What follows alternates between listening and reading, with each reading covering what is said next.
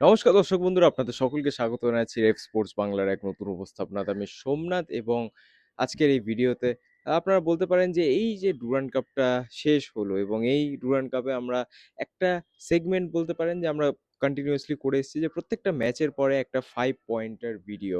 But ফাইনালের পরে অবশ্যই আপনারা জানেন ইস্টবেঙ্গল চ্যাম্পিয়ন হয়েছে।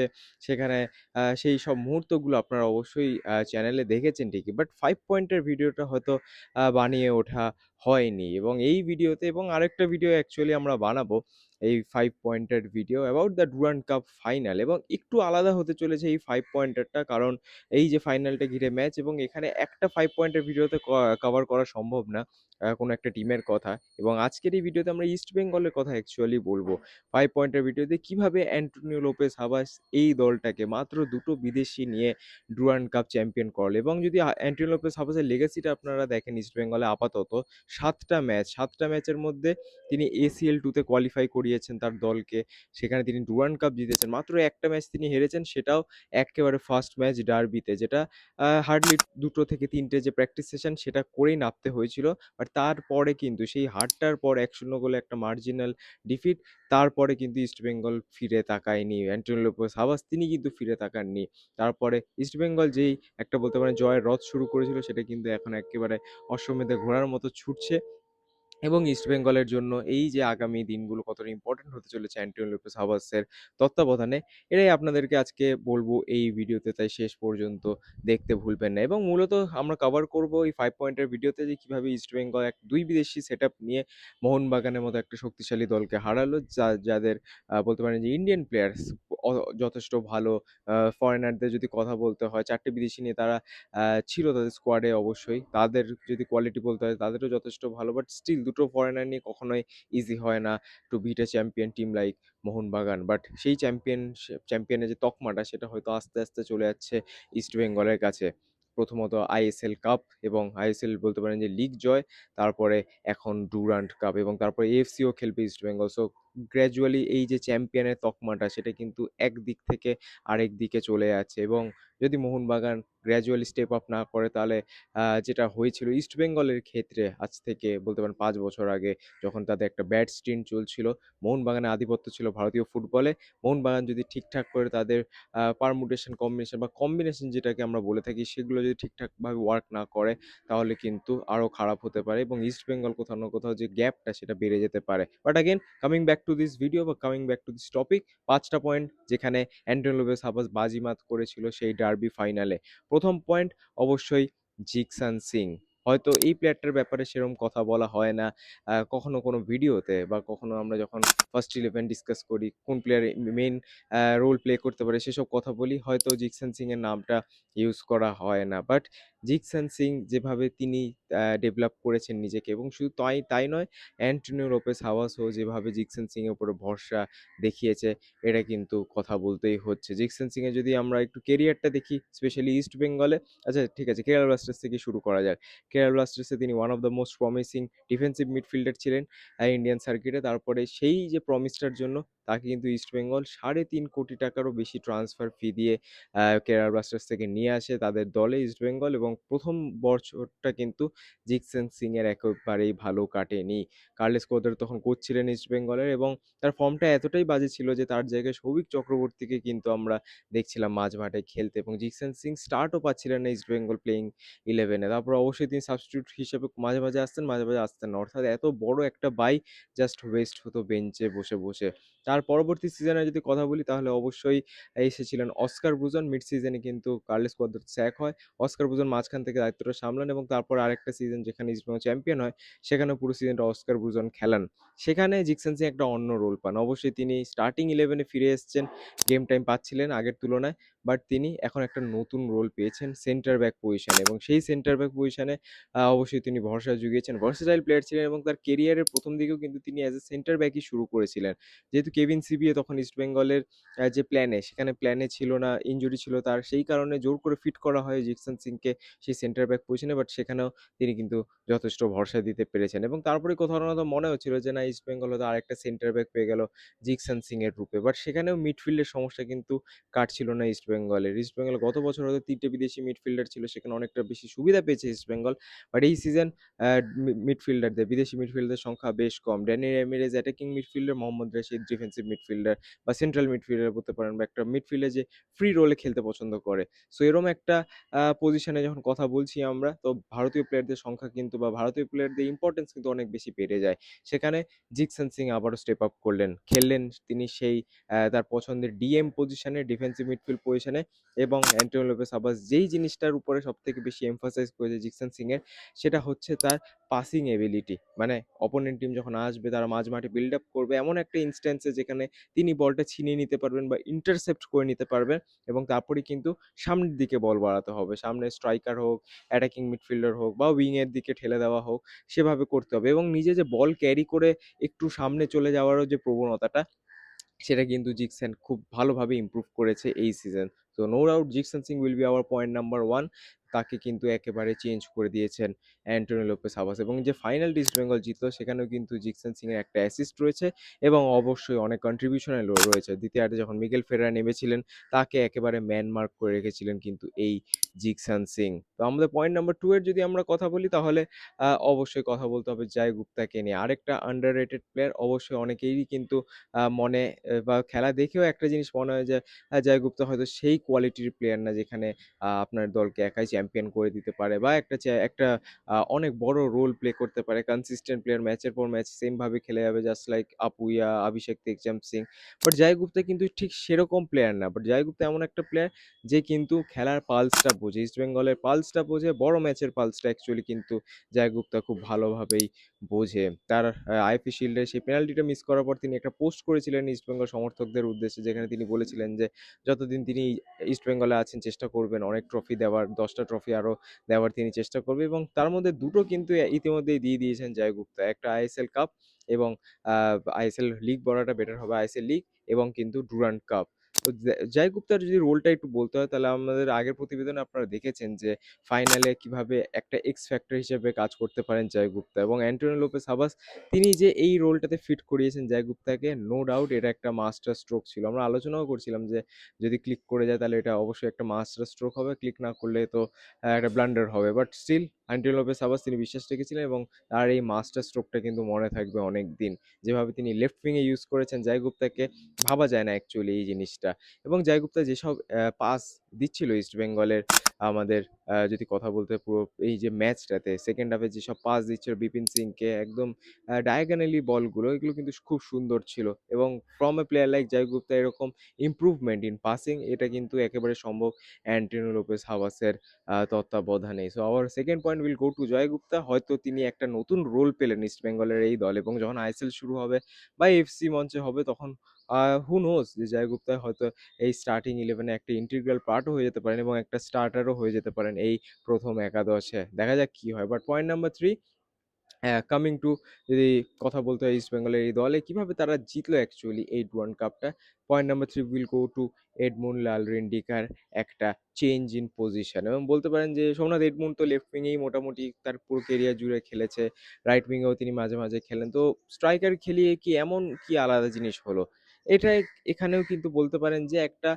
পুরনো জায়গা থেকে শিক্ষা নিয়েছেন কোচ অ্যান্টোনিও লোপেস হাবাস। তিনি যখন ইন্টারকাশিতে কোচ ছিলেন এবং আই লিগ জিতেছিলেন উইথ ইন্টারকাশি, এডমন্ড কিন্তু সেকেন্ড স্ট্রাইকার রোলে খেলতো সেই দলে। এবং বলতে পারেন এটা আমরা অ্যান্টোনিও লোপেস হাবাসের ফরমেশন নিয়ে পরে কথা বলবো। বাট তখন অ্যান্টোনিও লোপেস হাবাস কিন্তু একটা 4-4-2 ফরমেশন খেলাতেন, অর্থাৎ সামনে ডাবল স্ট্রাইকারে। সেখানে এডমন্ড লালরেন্ডিয়া খেলতেন মারিও বার্কোর সঙ্গে। মারিও বার্কো খেলতেন নাম্বার 9 পজিশনে, এডমন্ড লালরেন্ডিয়া একটু নিচে থেকে খেলতো, বা বলতে পারেন যেটা ফলস 9 বা সেকেন্ড স্ট্রাইকার রোলে। এবং সেখানে কি হয় যে এডমন্ডের মতো প্লেয়ার যে একটু ড্রিবল বেশি করে বা একটু গ্যাপ খোঁজার চেষ্টা করে, একদম লেফট উইং বা রাইট উইংয়ে যদি তাকে ঠেলে দেওয়া হয়, তাহলে সেখানে কিন্তু প্লেয়ারটা কর্নার হয়ে যায়, বা জায়গাটা অনেকটা কমে যায় সেই ড্রিবল করার জন্য, কিন্তু তিনি আর সেই জায়গাটা পান না। বাট মাঝখানে যদি সেই প্লেয়ারটাকে খেলানো হয়, তাহলে তিনি অনেকটা জায়গা পান to dribble and get get past the defenders. তো সেখান থেকে আমরা দেখেছিলাম যে ফার্স্ট গোলে এডমন্ড যেটা করেছিল একটা ড্রিবল করে ইনসাইড কাট করে বা যেভাবে তিনি বিশাল কায়তকে কাটিয়ে গোল করেছিলেন, সেখানে অ্যাকচুয়ালি তিনি অনেকটা জায়গা পেয়েছিলেন বলে এই জিনিসগুলো করতে পেরেছিলেন। এবং অ্যান্টোনিও লোপেস আবাস এই যে পুরোনো জিনিস থেকে শিক্ষা নিয়েছে যে ইন্টার কাশিতে তিনি দেখেছেন এডমন্ড কিরকম খেলেছিল সেই সেন্টার ফরওয়ার্ড বা সেকেন্ড স্ট্রাইকার পজিশনে। তো সেটাই কিন্তু তিনি কাজে লাগালেন ডুরান্ড কাপ ফাইনালে। এবং ইস্টবেঙ্গল যে একটা গোল স্কোরের সমস্যা চলছিল, জেসিন ঠিক করে ক্লিক করছিল না, ডেভিড ঠিক করে ক্লিক করছিল না, সেই জায়গাতে এডমন্ডকে তিনি কিন্তু খেলিয়ে দেখালেন এবং বলতে পারেন যে একদম শেষ রাতেই বাজিমাত from Antonio Lopez Habas. So our third point will go two Edmund Lalrindika. Fourth পয়েন্টের যদি কথা বলতে হয় তাহলে অবশ্যই ইস্টবেঙ্গলের যদি আমরা এই দলটার কথা বলি তাহলে it has been a স্পেকট্যাকুলার journey for east Bengal. এবং স্পেশালি যেভাবে মাত্র 11 দিনের মাথায় 4টে ম্যাচ খেলতে হয়েছে ইস্ট বেঙ্গলকে, এটা কিন্তু একটা বিশাল ব্যাপার। 11 দিনের মাথায় 4টে ম্যাচ, সেখানে এফসি ম্যাচ, ডুরান্ডে দুটো কোয়ার্টার ফাইনাল, সেমিফাইনাল এবং তারপর ডুরান্ড কাপের ফাইনাল। সো প্রত্যেকটা ম্যাচের ইম্পর্টেন্স কতটা বেশি আপনারা কিন্তু বুঝতেই পারছেন। এবং সেখানে ইন্টেন্সিটি ম্যাচ করে খেলা, এটা কিন্তু একটা বিগ টাস্ক। এবং এই ইন্টেন্সিটিটা ম্যাচ করে যে ইস্ট বেঙ্গল খেলেছে, এটাকে কিন্তু মানে এটার পুরো কৃতিত্ব যেতে হবে কোচ অ্যান্টোনিও লোপেস হাবাস এবং পাশাপাশি তার যে সাপোর্ট স্টাফ বা মেডিকেল স্টাফ রয়েছে। ইস্ট বেঙ্গল একটা কিন্তু এখানে ট্রাম্প কার্ড খেলেছিল ম্যাচের আগেই, বা বলতে পারেন ম্যাচের আগের দিন, সেটা হচ্ছে ম্যাচ ডে -1-এ প্র্যাকটিস না করে। তো আপনারা বলতেই পারেন ইস্টবেঙ্গল একদিন এক্সট্রাও পেয়েছিল এই ফাইনালের আগে, যেহেতু তারা প্রথম সেমিফাইনালটা খেলেছিল। বাট স্টিল ইস্টবেঙ্গল মাত্র কিন্তু একটা প্র্যাকটিস সেশন করেই নেমেছিল এই ডার্বিতে, এবং একটা প্র্যাকটিস সেশন করে এবং দুটো দিন সম্পূর্ণভাবে রেস্ট করে। অবশ্যই video session and gym session চলেছিল হোটেলে ঠিকই, বাট অ্যাগেন মাঠে নেমে বল পায়ে অনুশীলন, যেটা রিগারাস ট্রেনিং বলি, সেটা কিন্তু ইস্টবেঙ্গল করেনি, মাত্র একটা প্র্যাকটিস সেশন করেই নেমেছিল। এবং ডার্বির আগের দিনই, সেটা আমরা সচরাচর দেখি না যে প্র্যাকটিস না করে দল নেমেছে ডার্বি খেলতে। এখানে কিন্তু ইস্টবেঙ্গল বলতে পারেন যে একটা ট্রাম্প কার্ড অ্যাপ্লাই করেছে অ্যাগেনস্ট মোহনবাগান। প্লেয়ারদেরকে একেবারে ফ্রেশ রাখছিল এবং যে প্রথম 12 মিনিটের স্টিনটা ছিল ফ্রম ইস্ট বেঙ্গল, যেখানে প্রথম 12 মিনিটে ইস্ট বেঙ্গল 2 গোল দিয়ে দেয় ব্যাক টু ব্যাক, একটা 11 মিনিটে, একটা 12 মিনিটে। সেখানেই কিন্তু খেলার যে পুরো টেম্পোটা সেটা শেষ হয়ে যায় ফর মোহনবাগান। অবশ্যই কামব্যাক করার একটা চান্স থাকতেও পারতো অ্যাগেন, যদি লিস্টন সেই মিসগুলো না করতো, ম্যাকলারেন যদি স্কোর করতো। বাট অ্যাগেন যখন খেলার এত আগেই 2-0 হয়ে যায়, তখন কোনো টিমেরই কিছু করার থাকে না, কামব্যাকের কোনো চান্সই থাকে না। তো সেই দিক থেকে ইস্টবেঙ্গল প্লেয়াররা অনেক বেশি ফিট লাগছিল, অনেক বেশি বলতে পারেন যে ইন্টেন্সিটি ক্যারি করছিল। এবং ইস্টবেঙ্গল মাত্র 3টে সাবস্টিটিউশন চেঞ্জ করিয়েছে এই ডার্বিতে। এবং বলতে পারেন যে ফোর্স সাবস্টিটিউশন, যে করানোর না করালেও হয়তো চলে যেত। এতটাই কিন্তু ইস্ট বেঙ্গলের প্লেয়াররা ফিট ছিল। রোহিত দানু তিনি নেমেছিলেন, তারপরে জেসিনটিকে তিনি নামলেন এবং তারপরে অবশ্যই আরেকজন নেমেছিলেন আসিফ খান, তিনি নেমেছিলেন। বাট মাত্র 3টে সাবস্টিটিউশন ইউজ করেছে ইস্ট বেঙ্গল। এবং যে সাবস্টিটিউশনগুলো যে হিউজলি হেভিলি ইম্প্যাক্টেড সাবস্টিটিউশন এমনও নয় কিন্তু। নামাতে হয় তাই কিন্তু নামিয়েছে। সো এরকম ফিটনেস লেভেল ছিল ইস্ট বেঙ্গলের ahead of the derby. So অবশ্যই কৃতিত্ব থাকবে এই ব্যাক স্টাফদেরও, যারা কিন্তু এইসব জিনিসও নোটিস করে যে খেলা যেরকম ইম্পর্টেন্ট, ইন্টেন্সিটি যেরকম ইম্পর্টেন্ট, পাশাপাশি কিন্তু আপনারা বলতে পারেন যে এই যে রিকভারি, এই যে ফিটনেস এবং রেস্ট, এটাও কিন্তু properly important for east Bengal, for any other team যারা কিন্তু নিয়মিত ম্যাচেসগুলো খেলে। সো ফোর্থ পয়েন্ট আমাদের এটাই হবে। এবং ফিফথ পয়েন্টের যদি কথা বলতে হয় তাহলে আগেন যেই মানুষটাকে নিয়ে কথা আমরা বলছিলাম রেগুলারলি, তার কথাই বলি, অ্যান্টোনিও লোপেস হাওয়াস। তিনি কেন যে এত বড় মাপের কোচ, সেটা কিন্তু আরেকবার তিনি প্রমাণ করে দিলেন। এটার একমাত্র কারণ মাত্র দুটো বিদেশি নিয়ে কিভাবে একটা টুর্নামেন্ট জেতা যায়। 7 দিনের মাথায় বা 7টা ম্যাচের মাথায় অ্যান্টোনিও লোপেস হাবাস তিনি তার দলকে এসিএল 2 তে কোয়ালিফাই করালেন। আগেন 2 থেকে 3টে বিদেশি নিয়ে তারপরে ডুরান্ড কাপ তিনি জেতালেন। এবং কেন অ্যান্টোনিও লোপেস হাবাস এত বড় কোচ, সেটাই আসে যদি, তাহলে কথা বলতে হয় ওই বছরটা যখন মোহনবাগানকে কিন্তু অ্যান্টোনিও লোপেস হাবাস জিতিয়েছিলেন আইএসএল শিল্ড মিড সিজনে কোচের দায়িত্ব নিয়ে।